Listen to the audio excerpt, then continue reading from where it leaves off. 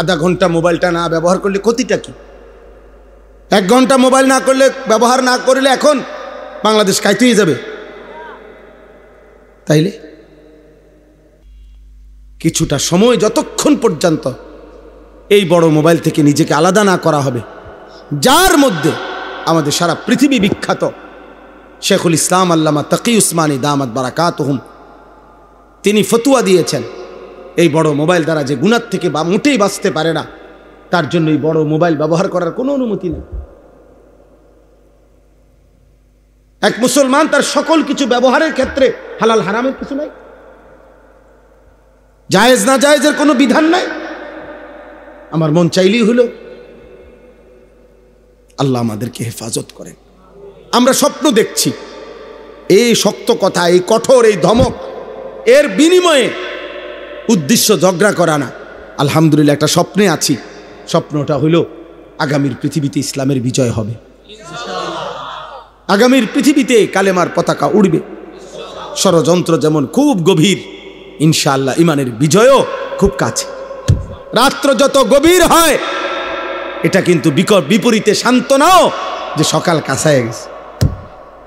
সন্ধ্যা বাজে 6টা, এখনো ভোর হতে অনেক দেরি, কিন্তু রাত বাজে গভীর 3টা রাতের, বোঝা যাবে সকাল কাছায় গেছে, আর 1.5 ঘন্টা বাকি।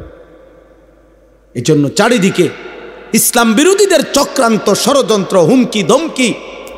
আজকে ইহুদিরা আমাদেরকে চোখ রাঙ্গায়, আজকে খ্রিস্টানরা আমাদেরকে চোখ রাঙ্গায়, আজকে বার্মার বৌদ্ধরা আমাদের মুসলমানদেরকে চোখ রাঙ্গায়, আজকে উগ্র হিন্দু সংগঠন ইসকনের গুন্ডারা আমাদেরকে চোখ রাঙ্গায়। কিন্তু এটাও সত্য, এই সব চোখ রাঙ্গানি শেষ করে একদিন কালেমার পতাকা উড়বেই উড়বে ইনশাআল্লাহ। বিজয়ের পতাকা উড়বে, ইমানের পতাকা উড়বে, মাহদির বিজয় হবে, দাজ্জালের পতন হবে, ইহুদির শেষ ব্যক্তিটারও পতন হবে, বিশ্বময় ইসলামের খেলাফত হবে। এটা রাসূলুল্লাহ সাল্লাল্লাহু আলাইহি সাল্লামের বিশুদ্ধ হাদিস। নবীজি সাল্লাল্লাহু আলাইহি সাল্লাম বলছে, যদি শুনে থাকো কিয়ামতের আর একদিন বাকি, তবুও বিশ্বাস রেখো উম্মত, মাহদি আসবে। নবীজি বলছে ইমানের বিজয় হবে, আরেকবার পৃথিবী কালেমার পতাকা বিশ্বময় দেখবে ইনশাআল্লাহ, ইনশাআল্লাহ, ইনশাআল্লাহ। সেদিন হয়তো কেউ কাজে লাগবে, কেউ কাজে লাগবে না। কেউ হয়তো ইমানের পক্ষে থাকবে, কেউ দাজ্জালের খপ্পরে নিজের ইমান শেষ করে ফেলবে। আগামীর সময় মুমিনের পরীক্ষা ভাই। এখন তো হইল গুনাহ নেকির টানাটানি চলতেছে, কেউ নেক করে, কেউ গুনাহ করে। আগামীর সময়টা হবে ইমান আর কুফরের সময়। কারো ইমান থাকবে, কারো ইমান থাকবে না। ইউসবিহুর রাজুলু মুমিনান ওয়া ইউমসি কাফিরান। কসম খোদার ভাই, আল্লাহর নবী বলছে, পরিষ্কার বিশুদ্ধ হাদিস, সকালবেলা থাকবে মুমিন, সন্ধ্যায় হয়ে যাবে কাফের। ওয়া ইউমসি মুমিনান ওয়া ইউসবিহু কাফিরান। সন্ধ্যাবেলায় থাকবে মুমিন, সকাল হতে হতেই হয়ে যাবে কাফের। ইয়াবিউ দীনাহু বিআরাদিন মিনাদ দুনিয়া। আল্লাহর নবী সাল্লাল্লাহু আলাইহি সাল্লাম বলেন, সামান্য দুনিয়ার লোভে অসংখ্য অগণিত আমার উম্মত নিজের ঈমান বিক্রি করে ফেলে, ঈমান বিক্রি করে ফেলে। আল্লাহ আমাদেরকে হেফাজত করেন। এজন্য বয়স্ক বাবা আপনাদেরকে বলি, আপনাদের কাছে অনুরোধ করি, আপনারা আপনাদের স্ত্রী, সন্তান, ছেলে মেয়ের, পরিবারের সদস্যদের ঈমান, আমল, নামাজ, রোজা, বন্দিগি, হালাল হারামের নজরদারি করেন। খাট পালং, সোফা, ফার্নিচার এগুলো এমনিই হবে মিয়া। এগুলো এখন পৃথিবীতে কোনো অবাক কিছু না। টাইলস চিনে না এমন পাগলও নাই, সোফা চিনে না এমন পাগলও এখন আর পৃথিবীতে নাই। আমি শুধু এই সোফা, খাট এটি কেউ দেখতো না, এটি প্রত্যেকের ঘরে আছে। আঙ্গাল কাঙ্গালে ওইটি চিনে। ফ্রিজ সবার দরকার, এটা একটা নিত্য প্রয়োজনীয় জিনিস, এটা আর এখন কোনো শৌখিন জিনিস। আর বাংলাদেশের যেই গরম, এখানে এসিও এখন নিত্য প্রয়োজনীয় জিনিসের অন্তর্ভুক্ত। এইটাও আর এখন শৌখিনতা নাই, এত প্রচন্ড গরমে। অতএব প্রয়োজনীয় এই জিনিসপত্র কোনো না কোনোভাবে প্রত্যেকেই ব্যবস্থা করছে। এগুলো মানুষের দেখাইয়া শুনাইয়া কোনো লাভ নাই, ভালো লাভ নাই। ইমানের হিসাব দেন, আখিরাতের হিসাব দেন, সেজদার হিসাব দেন, গোলামির হিসাব দেন। আমার প্রিয় সন্তান, আমার প্রিয় নওজোয়ান ভাই, এমন মালিকের নাফরমানি করো না বাপ, এমন মালিকের নাফরমানি মানায় না রে বাপ। তুমি জানো না তিনি তোমার কেমন রব। আল্লাহ যেন ডাক দিয়ে বলে, বান্দা তুমি জানো আমি তোমার কেমন রব? 24 ঘন্টা তোমার অজান্তে, তুমি জানো না, বুঝো না, বলো নাই, আমি রব্বুল আলামিন এমন রব 24 ঘন্টা অস্তিত্বের প্রথম সেকেন্ড থেকে নিয়ে শেষ পর্যন্ত জীবনের সকল প্রয়োজন, জীবনের সকল আয়োজন, হৃদয়ের প্রতিটা স্পন্দন, নিঃশ্বাসের প্রতিটা নড়াচড়া, দেহের পুরা অঙ্গ প্রত্যঙ্গের নড়াচড়া আমি আল্লাহ যা ঠিক ঠিক মতো তোমার পৌঁছাচ্ছি, করে দিচ্ছি। গোটা কায়নাত আমি তোমার জন্য বারবার একবার আলো দিয়ে সাজাই, একবার অন্ধকার দিয়ে সাজাই, একবার রাত বানাই, একবার দিন বানাই, একবার সকাল বানাই, একবার দুপুর বানাই, সপ্তাহ বদলাই, মাস বদলাই, দিন বদলাই, শরীর বদলাই, স্বাস্থ্য বদলাই। ছিলা ছোট্ট বাচ্চা, বানাইলাম শক্তিমান যুবক, আবার বানাইলাম বৃদ্ধ। ছিলা দুর্বল, বানাইলাম সবল। ছিলা অসুস্থ, বানাইলাম সুস্থ। ছিলা গরিব, বানাইলাম ধনী। ছিলা সম্পদহীন, দিলাম সম্পদ। এত কিছু 24 ঘন্টা যে মালিক আমি নিজ যত্নে তোমার করছি। আমি তোমার সেই মাওলা, আমি তোমার সেই আল্লাহ। তোমার সেজদা দিতে বলছি বান্দা, অন্য কেউ না। আমি তোমার বড় বেশি আপনজন। আমার ইচ্ছা ছাড়া তোমার নিঃশ্বাস চলে না, আমার ইচ্ছা ছাড়া তোমার চোখ নড়ে না। তুমি কেমনে পারলা বান্দা আমার মতো মালিকরে সেজদা না দিতে? বলো না আব্বা, বলো না ভাইয়া, আমার প্রিয় সন্তান বলো। 16 বছর যেই ছেলের এত অল্প বয়সে এক ওয়াক্ত নামাজ পড়ো না, আগামী 40 বছর পর্যন্ত তোমারে যদি আল্লাহ হায়াত দেয়, সেই পর্যন্ত তোমার নাফরমানির অবস্থা কি হবে? আল্লাহ তোমারে কোনো কিছু দেয় নাই। আলাম নাজালিল আরদা মিহাদা ওয়াল জিবালা আওতাদা ওয়া খালাকনাকুম আজওয়াজা। আল্লাহ বলেন, বলো না বান্দা, আমি কি জমিন তোমার জন্য বিছিয়ে দেই নাই? উত্তর দেন, জমিন কি আল্লাহ আমাদের জন্য বিছায় নাই? ওয়াল জিবালা আওতাদা, আল্লাহ বলেন পাহাড়গুলো আমি কি তোমাদের জন্য পেরেগের মতো স্থাপন করি নাই? করেছেন। ওয়া খালাকনাকুম আজওয়াজা, আমি আল্লাহই তো তোমাদেরকে জোড়ায় জোড়ায় নারী পুরুষে সৃষ্টি করেছি। ওয়া জাআলনা নাওমাকুম সুবাতা, সারা দিনের ক্লান্তি দূর করার জন্য 2 চোখের ঘুম আমি তো দিয়েছি। ওয়া জাআলনাল লাইলা লিবাসা ওয়া জাআলনান নাহারা মাআশা, তোমার ঘুমের পরিবেশ তৈরি করার জন্য আলোকিত পৃথিবীটাকে অন্ধকারের কালো চাদর দিয়ে রাত্রির আবরণ করে দিয়েছি। এ তো আমি করেছি বান্দা, নাই তো তুমি ঘুমাবা কেমনে? আবার তোমার উপার্জন মেহনতের জন্য, পরিশ্রম কামাই রোজগারির জন্য আবার আলোকিত ফর্সা ধবধবে একটা দিন আলো করে আমি আল্লাহই তো এনে দিয়েছি। আমি যদি আলো না দিতাম তুমি রোজগার কেমনে করতা? আমি যদি অন্ধকার না দিতাম তুমি ঘুম চাইতা কেমনে? সেই আমি তোমার একটা সেজদাও পাই না। সেই তুমি আমি আল্লাহকে একটা সেজদাও দিবা না। রাতের 12টা 11 বাজে, তাহলে রাত 12টা 11 পর্যন্ত যেই যুবক সজাগ থাকতে পারলা, সেই তুমি কেন সেজদা দিতে পারলা না বাপ? বলো না আব্বা, কেমনে ঘুমাইবা এখন? সারাদিন মোবাইলে হয়তো নারী দেখছো, ছবি দেখছো, অশ্লীল দৃশ্য দেখছো। সারাদিনে যারা পেশাব করে হয়তো পানি নাও নাই, টয়লেট পেপার ব্যবহার করো না, শরীরও নাপাক, আর এই অশ্লীল নারীর ছবি দেখলে হারাম বীর্যপাত হয়, এ কারণেও শরীর নাপাক। এক ওয়াক্ত নামাজও পড়ো নাই, এই অবস্থায় যে ঘুমাইলা, নাপাক দেহ, নাপাক শরীর, দিলটাও নাপাক, এই নাফরমান, এই ঘুম যদি আর না ভাঙে, এই রাত যদি আর ভোর না হয়, হ্যাঁ কি হবে বাপ? রাসূলুল্লাহ সাল্লাল্লাহু আলাইহি ওয়াসাল্লাম বলেছেন, লা ইয়াজনি জানি হিনা ইয়াজনি ওয়া হুয়া মুমিন। কোন ব্যভিচারী যখন জিনা করে সে মুমিন থাকে না। আর এই নারীর অস্থির ছবি দেখা, এ তো জিনা। নবীজি বলছে চোখের জিনা। নিজের হাতকে নিজের লজ্জাস্থানে নাপাক ব্যবহার করা, এ তো জিনা। নাকিহুল ইয়াদে মালউন। নবী সাল্লাল্লাহু আলাইহি সাল্লাম বলছেন, আমি স্পষ্ট বললাম তোমাদেরকে।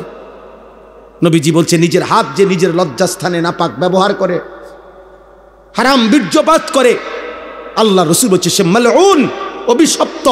মালউন, অভিশপ্ত। এমন অভিশপ্ত জিন্দেগি নিয়ে যুবক যদি ঘুম না ভাঙে, যদি রাত ভোর না হয়, তো কি হবে তোমার আখেরাত, কি হবে তোমার কবর? কে তোমার এই সান্ত্বনা দিল যে তুমি আরো 30 বছর বাঁচবা? অমিনকুম মান ইউতাওয়াফা মিন ক্বাবলু।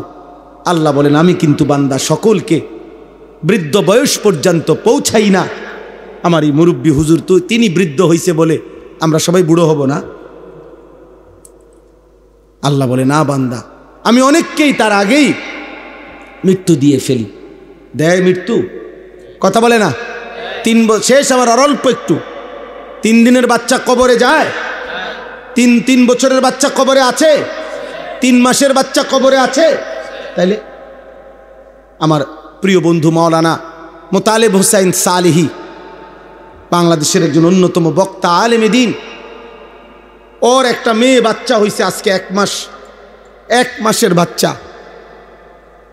গত 1 মাস আগে এই মেয়ে বাচ্চাটা অসুস্থ ছিল কয়েকদিন। গত 3 দিন আগে রাত্রেবেলা আমারে বলতেছে ঢাকা নিছে, ঢাকা শ্যামলীতে বড় হসপিটালে ভর্তি করাইছে। আমি বললাম এখন কি অবস্থা বাচ্চার? বলল যে এখন আলহামদুলিল্লাহ অনেকটা ভালো আছে। হাসপাতালটা অনেক ভালো, বর্ণনা দিতেছে আমারে, খুব সুন্দর হাসপাতাল, চিকিৎসা খুব ভালো, ইত্যাদি ইত্যাদি। এই রাত্রে এটা বলল। পরের দিন রাত 12:30 বাজে আবার কল আসছে হের, এই মোতালেব মৌলানার। আবার যখন আমি মোবাইল রিসিভ করছি পরের দিন রাত 12:30টায়, ও দেহি কাঁদতেছে। কিরে দোস্ত কি হইলো? কয় আমার বাচ্চাটা মারা গেছে, আমার 1 মাসের বাচ্চাটা মারা গেছে।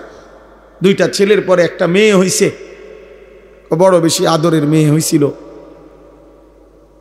বাচ্চাটা মারা গেছে। আমি অবাক হয়ে গেছি। অনেকক্ষণ সান্ত্বনা দিয়ে যখন বললাম,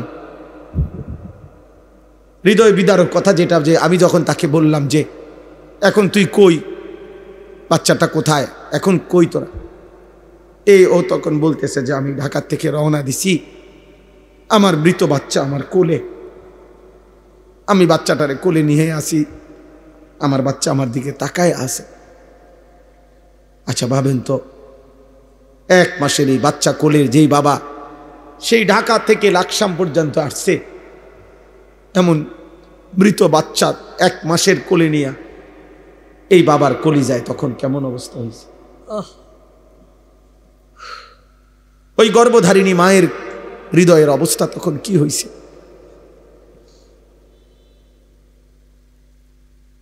তাইলে বন্ধু আমার, দোস্ত আমার, সাথী আমার, এই মোবাইল নিয়ে তোমরা এমন শুরু করছো কেন? তোমরা কি করছো বাপ? এইভাবে নিজেকে ভুলে গেলা কেমনে? আর এই পৃথিবীর কোনো উপকার না করলা, নিজেরে এভাবে তিলে তিলে নষ্ট করে দিচ্ছ কেন? তোমার চরিত্রের অবস্থা কি তুমি জানো? তোমার দেহের অবস্থা কি?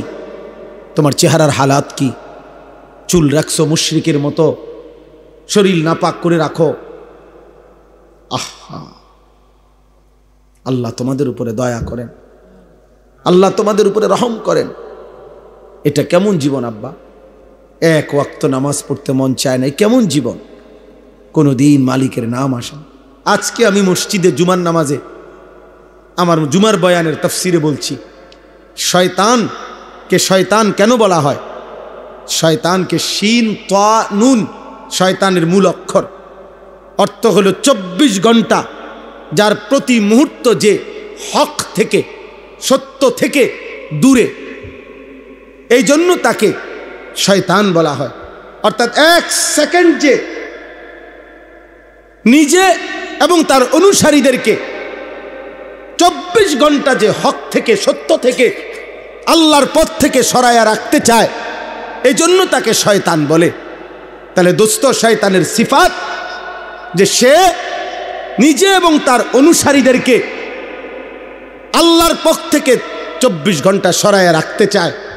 তাহলে 24 ঘন্টার একটা দিনে তোমাদের যাদের একটা ওয়াক্ত নামাজের সেজদা জুটলো না কপালে, তুমি কিংবা তোমার আশেপাশের কোনো বন্ধু, তাহলে তুমি তো নিজে এবং তোমার বন্ধুদেরকে তুমি তো যেই পথে পরিচালিত করিলা, এ তো শয়তানের আখলাক, এ তো ইনসানের আখলাক হইতে পারে না, এ তো মানুষের চরিত্র হইতে পারে না।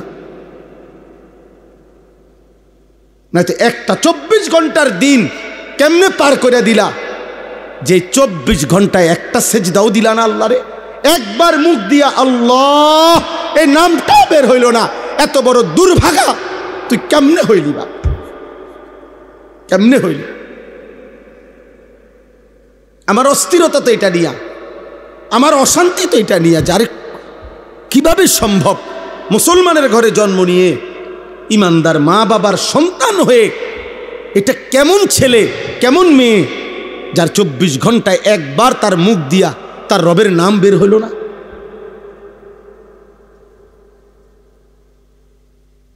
এ কেমন জীবন আব্বা, এ কেমন জিন্দেগি? আল্লাহ আমাদেরকে হেফাজত করেন। বুঝতে শিখেন ভাই, প্রিয় নওজওয়ান, বুঝতে শেখো বাপ। আল্লাহ আমাদেরকে দয়া করেন। এখানে আমি এবার তর্জমাটা বলি, তাইলে আমার কথা শেষ।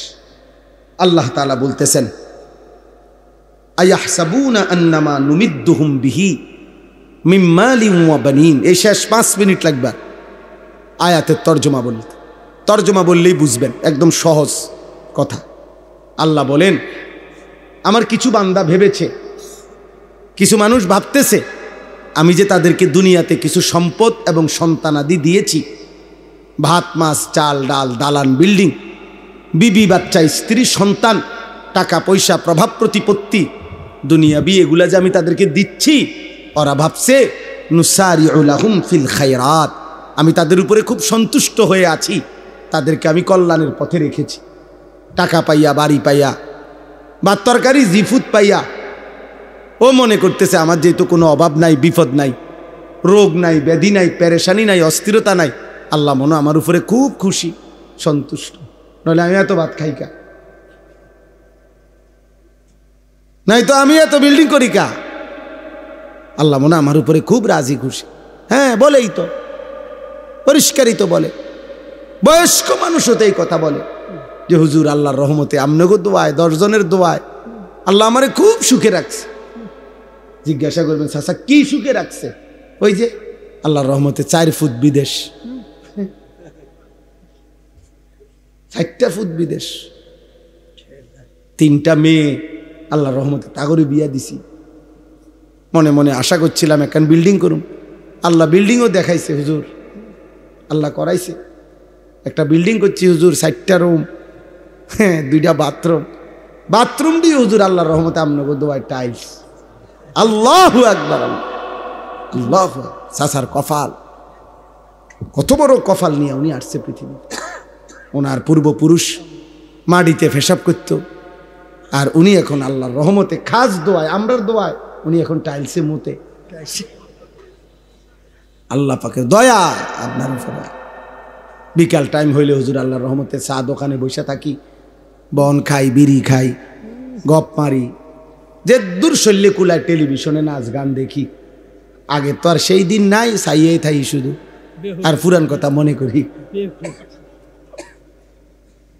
হ্যাঁ, পুরান কথা মনে করেন, মনে রাখেন, পুরান কথা মনে করায় করাইয়া ফেরেশতা আমরে টাঙ্গাইয়া ফিটবো মনে।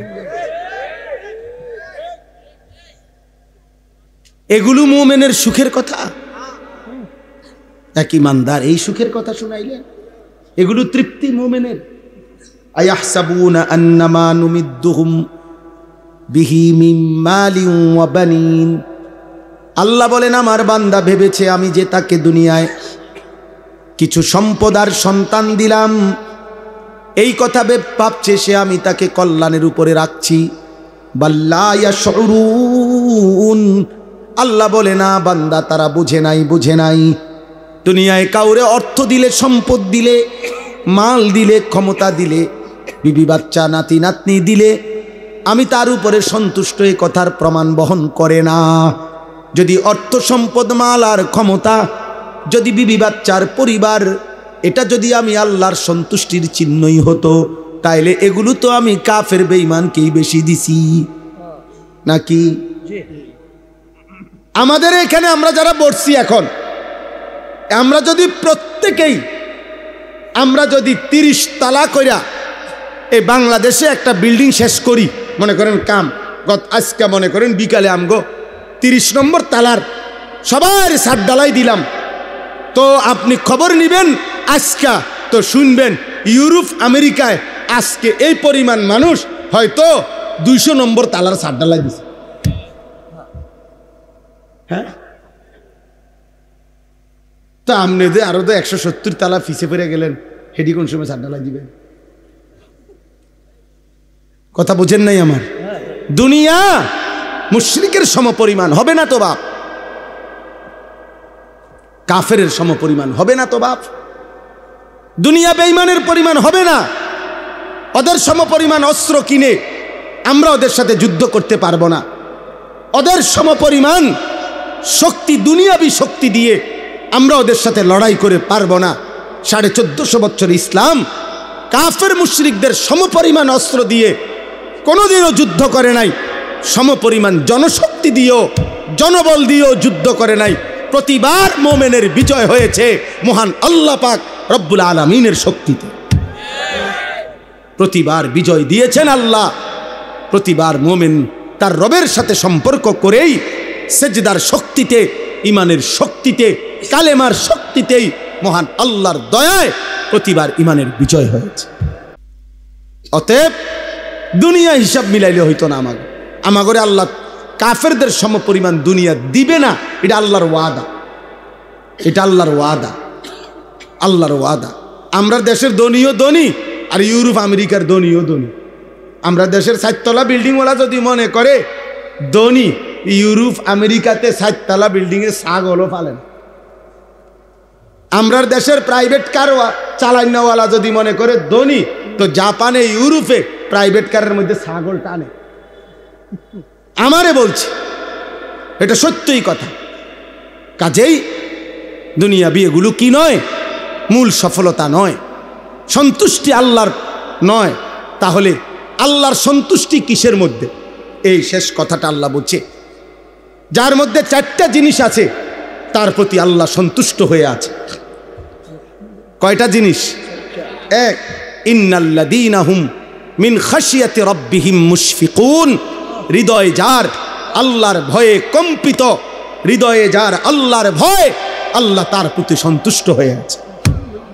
1, 2, ওয়াল্লাযীনা হুম বিআয়াতি রাব্বিহিম ইউমিনুন। আল্লাহর কোরআনের, আল্লাহর বিধানের সবগুলো আয়াত, হুকুম, আহকামকে সর্বান্তকরণে মেনে নিচ্ছে যে আল্লাহ বলেন সে কল্যাণের পথে, আমার সন্তুষ্টির পথেই আছে। 3, ওয়াল্লাযীনা হুম বিরাব্বিহিম লা ইউশরিকুন। আমি আল্লাহর সাথে কোনোভাবে, কোনো সূরতে এক যাররা যে শিরিক করে না, শিরিক মুক্ত যার ঈমান, সে আল্লাহর সন্তুষ্টির উপরে আছে। তাইলে 1 নাম্বার হলো হৃদয়ে যার আল্লাহর ভয়, 2 নাম্বার মেনে নিচ্ছে যে আল্লাহর বিধান, 3 নাম্বার করে না যে কোনো অবস্থাতে শিরক, 4, ওয়াল্লাযীনা ইউতুনা মা আতাও। আল্লাহ বলেন আমার যে বান্দা, আমি আল্লাহর দেওয়া সব কিছু যা আমি দিছি, শরীর, স্বাস্থ্য, যৌবন, সব কিছু, স্ত্রী, সন্তান, ক্ষমতা, অর্থ, বিত্ত, সম্পদ, প্রভাব, প্রতিপত্তি, ব্যবসা, কামাই, অর্জন যা কিছু আল্লাহ দিয়েছেন তা আল্লাহর পথে ব্যয় করে, আল্লাহর পথে ব্যয় করে, আল্লাহর পথে ব্যয় করে। আল্লাহ বলেন আমি তার প্রতি সন্তুষ্ট হয়ে আছি, সন্তুষ্ট হয়ে আছি। তাইলে কয়টা হলো? 4টা। হৃদয়ে যার কার ভয়, মেনে নিচ্ছে যে কার বিধান, করছে না কোনো অবস্থাতে যে কি শিরক। 4 নাম্বার, আল্লাহর দেওয়া সব নিয়ামত যে ব্যয় করছে কার পথে, আল্লাহর পথে। এইবার এই 4টার পরে আল্লাহ অতিরিক্ত আরেকটা গুণ বলছে। এই 4টা তো ঠিক মতো করেই, এবার আরেকটা বিষয় হলো 4টা পূর্ণ করার পরেও আল্লাহর হুকুম, আল্লাহর বিধান, আল্লাহর ভয় মানার পরেও যার অন্তরে ওয়াকুলুবুহুম ওয়াজিলাতুন আন্নাহুম ইলা রাব্বিহিম রাজিউন, অন্তরে অন্তরে তার সর্বদা এই ভয় আছে যে হায় আমাকে তো আল্লাহর সামনে যেতে হবে, হাসরের ময়দানে দাঁড়াইতে হবে। আহা আমার মাওলা, আমার এই বন্দিগি, আমার এই ইবাদত, আমার এই দান, আমার এই সাদাকা এগুলো জানি কবুল করে কিনা। আসল বিষয় তো আল্লাহ কবুল করে কিনা। কথা বুঝছেন? মানুষের বাহাবা, মানুষ তো দিছে মার হাবা, কিন্তু আসমানের কি অবস্থা? কথা বোঝেন না। মানুষ তো বলছে জনাব অমুক 30,000, মানুষ কইছে মার হাবা, হাবারে মার মার, তারে কাটছে মার, এত টাকা দিল কেন? মানুষের মার হাবা তো আচ্ছা ঠিক আছে বুঝলাম, আর শাজিমের মালিক আল্লাহ বলবে বান্দা 30,000 টাকার ইনকামটা কেমনে হয়েছে একটু বললে ভালো হয়। সিটারি কয় টাকা, বাটফারি কত, সুদে কত, কিস্তির কত, ওজনে কম দেয় না টিহা কত, আমি দেখছি বান্দা, কাম হইবে না। এ মার হাবা লইয়া বাদ যাও গা, ঘুমাইলাও। তোমার মার হাবা তোমার সাথেই নাও, বাইক নাও, মানুষের জানাইও যে আল্লাহর রহমতে আপনার তো ভাই মার হাবা দিছে এলাকা, কিন্তু আমি নিলাম না, কারণ হারাম হলে আল্লাহ কি নেকি দিবেন। এজন্য বললাম মুমিন সর্বদাই ভয়ে থাকবে আমার আল্লাহ গ্রহণ করিলেন কিনা। উলাইকা ইউসারিউনা ফিল খায়রাত ওয়া হুম লাহা সাবিকুন। আল্লাহ বলেন এই 4 গুণ হৃদয়ে যার আল্লাহর ভয়, আল্লাহর বিধান যে মেনে নিচ্ছে, করছে না যে শিরক, এবং আল্লাহর দেওয়া সব নিয়ামত আল্লাহর পথে যে ব্যয় করে, দিলে দিলে এই ভয় করে আমার আল্লাহ গ্রহণ করবে তো, আমারে আল্লাহ হাসরের ময়দানে গেলে নিবে তো, এই ভয় নিয়ে আল্লাহর ইবাদত, আল্লাহর হুকুম যে করতে থাকে, আল্লাহ বলে তারাই কল্যাণের পথে দ্রুত গতিতে এগিয়ে যাচ্ছে। অহুম লাহা সাবিকুন, তারা তো জান্নাতের জায়গায় পৌঁছেই গেছে। আল্লাহ যেন বলতেছে তারা তো জান্নাতের দুয়ারে চলেই গেছে, আর শুধু দরজা খোলাটা বাকি, ঢুকবেই। এবার সর্বশেষ কথা হলো শেষ আয়াত। আল্লাহর কোনো বান্দা যদি বলে আল্লাহ আচ্ছা ঠিক আছে আমি আপনার কথা মানব, আপনার হুকুম মানব, তবে পারবো তো সব হুকুম মানতে? আমি কুলাইতে পারো আল্লাহ, আমি তো দুর্বল মানুষ, গ্রামের মানুষ, অসুস্থ মানুষ, সাধারণ মানুষ, আমি পারবো? আল্লাহ বলেন ওয়ালা নুকাল্লিফু নাফসান ইল্লা ওয়াসআহা। বান্দা সুস্থ হও আর দুর্বল হও, তুমি শিক্ষিত হও আর মূর্খ হও, তুমি আমি আল্লাহ তোমাকে কাউকে তার সাধ্যের অতিরিক্ত কোনো বিধান আমি আল্লাহ চাপিয়ে দেব পারবা তুমি। যার জন্য শরীর স্বাস্থ্য জেদ্দুর, যার উপার্জন জেদ্দুর, আমি তার জন্য হুকুমও দিছি এদ্দুর। কথা বলে না? একজন মানুষের উপার্জন ইনকামে 30,000 টাকা, তারে বলে দিছে যে এই বছরের ভিতরে আগামী 15 দিনের ভিতরে হজের রেজিস্ট্রেশন করবা 8 লাখ টাকা, তুই মরস বাসস বা রক্ত বেচাও টাকা দিতে হবে, তুই হজ করতে। এটা নিঃশরীয়তের বিধান। বেটার টাকা নাই 30,000, বেটার 8 লাখ টাকা দিত, 6 লাখ টাকা দিত। শরীয়ত কি এরকম বলছে? এই লোকটা দাঁড়াইতেই পারছে না, দাঁড়াইয়া থাকতেই পারে না, তো ইসলাম যদি বলতো না তুই নামাজ দাঁড়াইয়াই পড়তে হবে, প্রয়োজনে সুতা দিয়া বাইন্দা টাঙ্গাইয়া তুইব তোমারে, কিন্তু তুমি নামাজ দাঁড়াইয়া পড়তে হবে, এটা শরীয়তের বিধান? কথা বলেন। আল্লাহ বলেন না, প্রতি অবস্থায় আমি আল্লাহ বিধান দিয়েছি, কারো উপরে আমি সাধ্যের অতিরিক্ত কিছুই কি করি নাই, চাপিয়ে। সুবহানাল্লাহ, কেমন মালিক আমার। এরপরে আল্লাহ বলেন ওয়ালাদাইনা কিতাবুন ইয়ানতিকু বিল হক ওয়া হুম লা ইউজলামুন। আল্লাহ বলেন সর্বশেষ আমার কাছে মনে রেখো, আমার ফেরেশতার আমল নামা লিখছে, এই আমল নামা রেডি হইতেছে, তুমি ঘাবড়াইও না, তুমি আমল করতে থাকো। আর আমার ফেরেশতা আমল নামার কিতাব রেডি করছে। কিয়ামতের দিন তোমার আমল নামাই তোমার সামনে কথা বলবে, এক বিন্দু জুলুম হবে না, একটা নেকিও ছুটে যাবে না, একটা গুনাহ বেশি লেখা হবে না। ঠিক তুমি যা করেছ তার আলোকেই ফয়সালা হবে, তার আলোকেই সিদ্ধান্ত হবে, তার আলোকেই বিচার হবে। আল্লাহ আমাদেরকে ঈমান আমলের জীবন দান করেন। আল্লাহ তাআলা আমাদেরকে উত্তম আখলাকের জীবন দান করেন। অনেক কষ্ট করছেন আপনারা, অনেক রাত সবর করছেন। আল্লাহ আপনাদের এই বসা, এই সবরে সর্বোত্তম বিনিময় দান করে। আমার কিশোর ভাই, নওজোয়ান ভাই, আজকের রাত থেকেই নামাজ পড়ো, শরীর পবিত্র রাখো, নারী দেখো না, ছবি দেখো না, অস্থির দৃশ্য দেখো না। আল্লাহ আমাদের সকলকে তৌফিক দান করেন। আর 1 মিনিট দোয়া করি। দোয়ার আগে 2টা মিনিট মাদ্রাসার আমার প্রিয় ভাই জনাব জসিমউদ্দিন চৌধুরী ভাইয়া বলছেন মাদ্রাসার কাজে সর্বাত্মক সহযোগিতা করবে। আলহামদুলিল্লাহ, আপনারাও প্রত্যেকে যদি একটু পকেটে হাত দেন, 2টা মিনিট প্রত্যেকেই মাদ্রাসার এই কাজ অল্প একটু জায়গায় সুন্দর ভবন করবে। মৌলানা মাহমুদ সাহেব আমারে দেখাইছেন এটার প্ল্যানিং, অনেক সুন্দর পরিকল্পনা, অনেক ফিকির তার। আল্লাহ যেন এই ফিকিরের সাথে আমাদেরকে অংশগ্রহণ করার তৌফিক দান করে, এই আশায় প্রত্যেকেই যার যার সামর্থ্য অনুপাতে মাদ্রাসার জন্য আজকে থাকলে কিছু সহযোগিতা করেন, আবার এখন না থাকলে পরে আপনারা দিয়েন, এখন যাদের আছে দেন, ইনশাআল্লাহ বরকত হবে। আমি সবার জন্য দোয়া করছি। যাওয়ার সময় আরেকটা ছোট্ট অনুরোধ হলো, আমার গাড়িতে একটা বহুতই মূল্যবান দামি আপনাদের আমাদের প্রত্যেকের জীবনের উপযোগী একটা কিতাব আছে, তালিমুস সুন্নাহ। কিতাবটা আমাদের নবীজি সাল্লাল্লাহু আলাইহি সাল্লামের পুরা জিন্দেগীর ছোট বড় বিন্দু বিন্দু সমস্ত সুন্নাত এই কিতাবের মধ্যে প্রায় 600 পৃষ্ঠা ব্যাপী নবীজির জীবনের যত সুন্নাত একজন মুমিনের প্রয়োজনীয় ছোট বড় দলিল সহ প্রমাণ সহ এখানে লেখা আছে। আমরা এটা বিক্রি করি 400 টাকা মূল্যে। বাংলাদেশের একজন শ্রেষ্ঠ বুজুর্গ, অন্যতম অধ্যক্ষ মিজানুর রহমান চৌধুরী, ঢাকা গাজীপুরের হজরত, উনি এই কিতাবটা উলামায়ে কেরামের তত্ত্বাবধানে লিখছেন। অনেক প্রয়োজনীয়, উপকারী, প্রত্যেকের ঘরে ঘরে মা, চাচি, বোন, নারী, পুরুষ, জওয়ান, বৃদ্ধ, বাচ্চা সকলের পড়ার উপযোগী একটি উপকারী কিতাব। যাওয়ার সময় আমাদের সাদা গাড়িতে কিতাবটা আছে।